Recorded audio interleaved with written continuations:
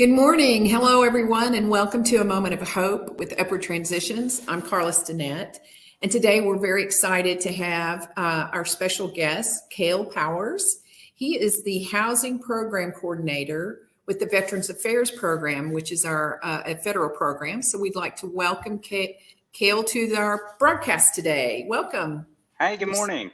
We're so happy here that you could join us and that you're here to tell us more about the homeless program at the Veterans Affairs Department. Well, I'm excited to be here and talk about it. Thank you very much for having me. Okay, so just, to get things rolling, we were wondering about the mission, or how do you process your mission and your work at the Veterans Affairs? How's that work in the history? Yeah, so the mission is kind of stayed the same throughout time, but generally it's to help homeless veterans and their families off the street so that, incidents of homelessness are rare and non-recurring and brief if they do happen. For the VA, homeless assistance developed in the late 80s. I think it was 1987. They developed what we call NEPIC. Everything in the VA is an acronym, but NEPIC is the Northeast Program Evaluation Center, and they were looking at structured ways to address societal issues like homelessness. And that kind of morphed and evolved. There were some studies done in the 90s about what leads veterans towards homelessness.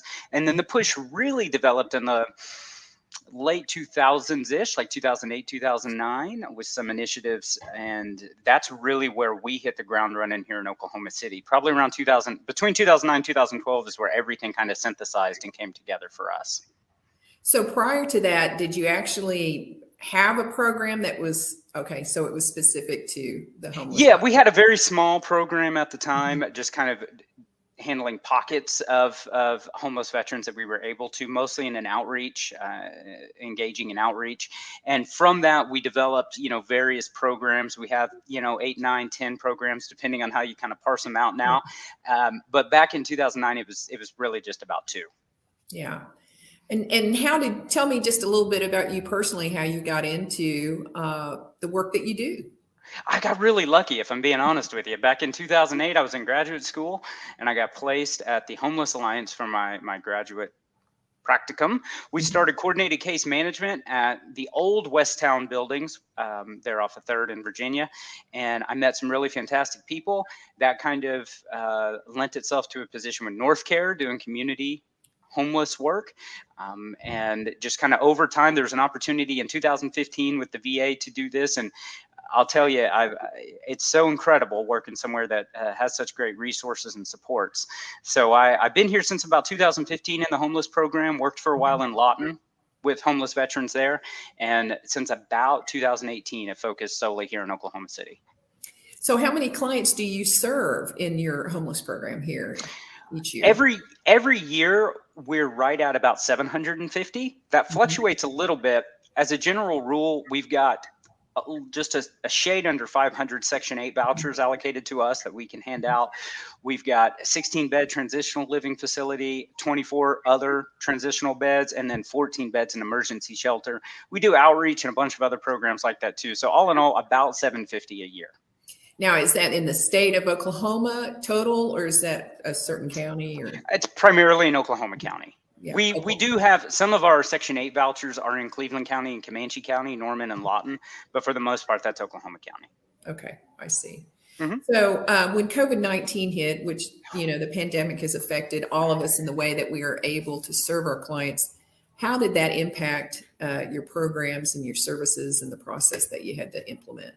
It was crazy. It was weird right off the bat. And I was nervous how it was all going to pan out. We had a lot of staff meetings, mostly virtually, talking to our staff about what they felt. And our staff here felt really passionate about maintaining good services to our veterans, doing so safely, virtually if possible. But we didn't really stop a lot.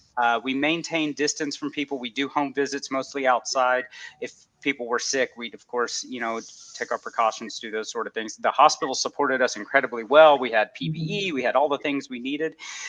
Primarily what we saw was a slowdown in our housing process during COVID. So we were housing a lot less people just based on there being a lot less units available. So we really had to work more on the case management side of getting people ready to house. We kept trudging on through. Our numbers dipped a little bit, but our productivity and those things maintained the same. And we have some really incredible workers. That's great. And, you spoke of the other agencies that you have worked with. And one of the things that we are very proud of here in Oklahoma, Central Oklahoma, is the collaboration that we do have amongst our nonprofit agencies and other programs that are serving the populations that we share with our clients. So besides Upward Transitions, what are some of the other community agencies that you work with in your process of serving veterans there at the VA? Well, let me say this about Upward Transitions. There's a lot of what we do that we wouldn't be able to do without Upward Transitions. Whether it's birth certificates or helping people with little odds and ends here and there, Upward Transitions is a vital role in that. We're really fortunate. Like I say, the first 3 years I worked in homelessness for the VA, I was in Lawton. And if I'm kind of comparing the two situations, I recognize how fortunate we are in Oklahoma City to have places like the Homeless Alliance. Dan and his staff at the Homeless Alliance are invaluable. They've changed how homeless services are provided and what homelessness looks like in Oklahoma City in a positive way. We also work really closely with various agencies for financial assistance, like Shepherds of Love and Charity in Edmond, Guild of St. George, Salvation Army Shelter, some of the other shelters around here in the city. We really kind of have contacts here and there with everybody, and we're so fortunate. I remember when I was in Lawton wishing we had such a wide network of agencies. One real big source down there is Catholic Charities, which we have up here too. And they're fantastic people we work with as well. Yes, and we share that same collaboration with some of those agencies as well. I was just wondering, when you see your clients and serve them, what is the most contributing factor to the homelessness condition of your clients that you can observe? It's interesting. I think different people have different ideas in their heads of what a homeless veteran is. There was a study in 1991, I think, done by the VA that showed there really wasn't much of a correlation between combat experience and homelessness. It was deeper than just that. One thing that I see is much like I'm sure a lot of the providers at Upward Transitions do, is a lot of mental health and substance use. Difficulty with some interpersonal relationships with their families, those type of things. Those are really the three biggest factors that I see prevailing through our homeless population: mental health and substance use disorder, which we're working on some pretty unique ways to tackle that, and then familial relationships. So I know you said one, but those are probably three. They all kind of tied up there. Yeah. Well, it is a complex, layered issue, and there's several places that you have to actually reach out to that person and get the services that they need. So that's why one agency can't provide everything they need. I agree. And one thing that I'll say to that is, it occurred to me back in 2008 when I was at Homeless Alliance, and even more so now, that whether you're a veteran or you're just, a civilian, none of us are too many steps away, from ending up in a bad spot.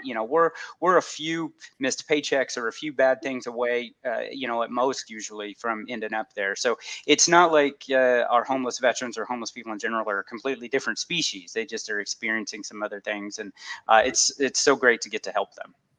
So tell me a little bit about maybe the program that is the most active, or where you're actually invested the most as far as serving the clients. What program? Our biggest program is HUDVash. That's the HUD VA Supportive Housing Program. We've got right now 492 Section 8 vouchers. I think we're getting a few more at the end of this year. And that's a really neat program. For me, I'm not a veteran. I'm just real lucky to get to work here. So if I needed a Section 8 voucher and I went to the Housing Authority, you guys know this, it could take months, it could take years for me to get a voucher. Veterans, we have them on hand and we can pass them out. We can get them to them in a week. They can have a voucher in hand. The really great thing about that is utilizing a housing first philosophy. We can get them that voucher. We can get them in a place when there are places available. And then we could start working on the mental health stuff, the substance use disorder things. For people who maybe aren't ready or aren't looking at permanent housing as their first step.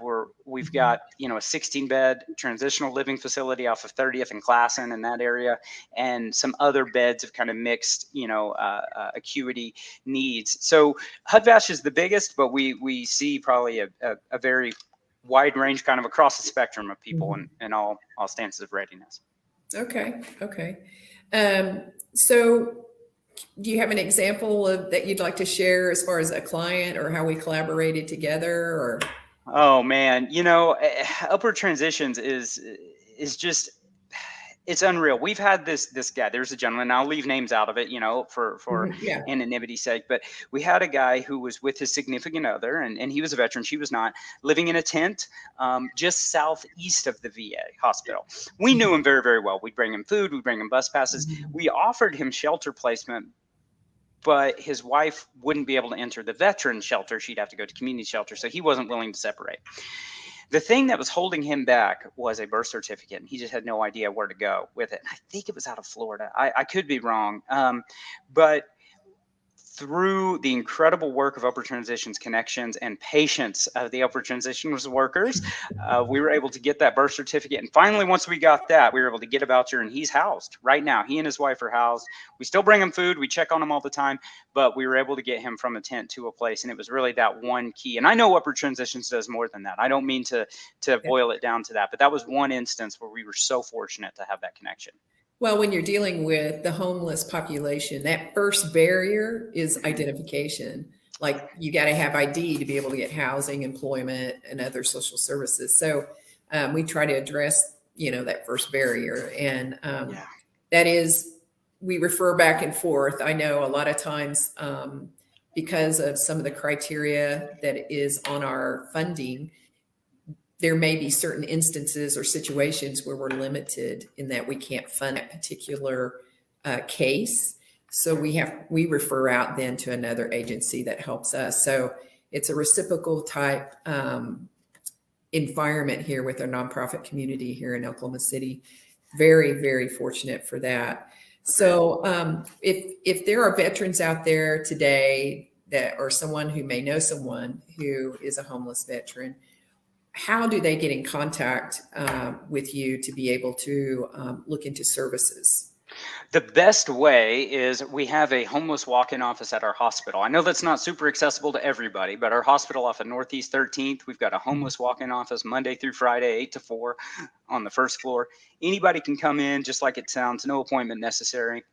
We can check eligibility, what you're eligible for. We can do screening for any of our programs. And we can get you set up.